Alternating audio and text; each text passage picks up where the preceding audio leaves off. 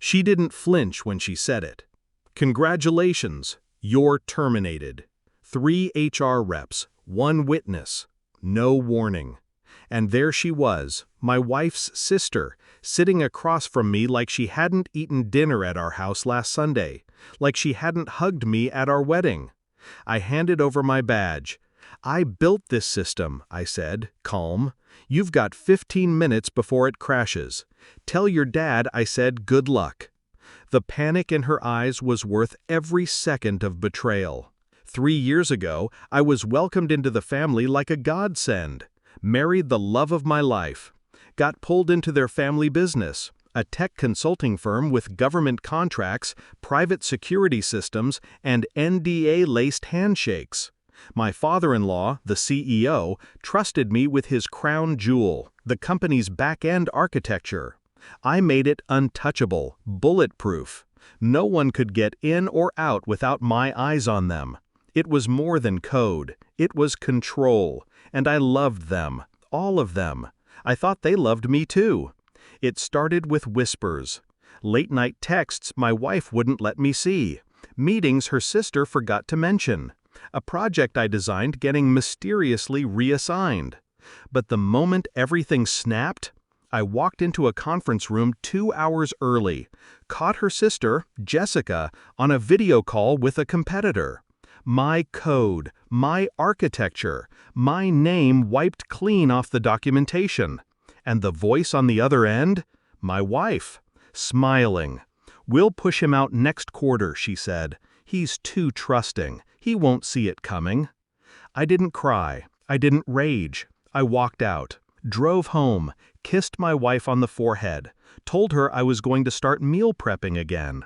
And then I started building my case. 6 months, that's how long I gave myself. I copied every log, downloaded every internal message thread, created a backdoor to the servers, one only I could access. I tracked money trails.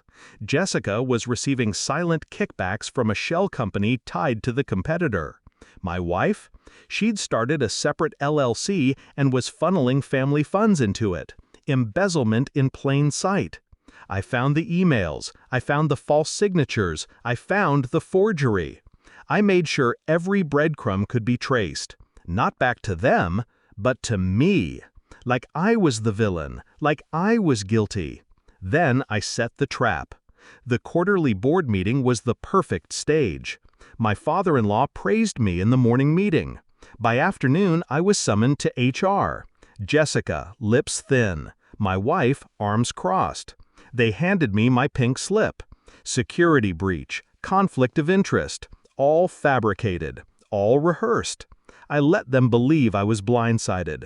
I left without a word, just that one warning, 15 minutes. 15 minutes later, the servers crashed. Not just the live site, everything. Emails, files, internal systems, security footage, access points. And on every screen across the building, a single message. Ask Jessica and Rachel what they've been hiding. Panic erupted. The IT head tried to override. Too late. The back door was locked, unless they used the fail-safe password, the one stored only in a physical envelope in a secure vault that I had mailed to the FBI the day before. The fallout was brutal. Investigators swarmed the office. My father-in-law's face drained as Jessica's financials were dissected. Wire fraud, insider trading, federal offenses. My wife, Rachel, cracked faster, turned on Jessica, said she only did what her sister asked, that she didn't know it would go this far. But I'd made sure she was just as implicated. Forgery, tax fraud, unauthorized access to protected files. They didn't just get fired, they got indicted. I watched it all from a quiet distance. Never spoke to them again. Never needed to. I did get a call from her father. One line. I didn't see it coming. I almost laughed. Neither did I, but I saw it soon enough. I bought a place in the mountains, off-grid, quiet. I freelance now, under aliases. Never use the same system twice. Sometimes I wonder if they think of me. Jessica pacing in her cell. Rachel crying in court. But me, I sleep fine.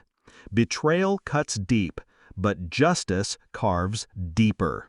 I wasn't angry. I was accurate. They thought I was too trusting, too loyal, too nice. They were right, until they weren't. Final note. The moment you try to bury the man who built the foundation, don't be surprised when the ground swallows you whole.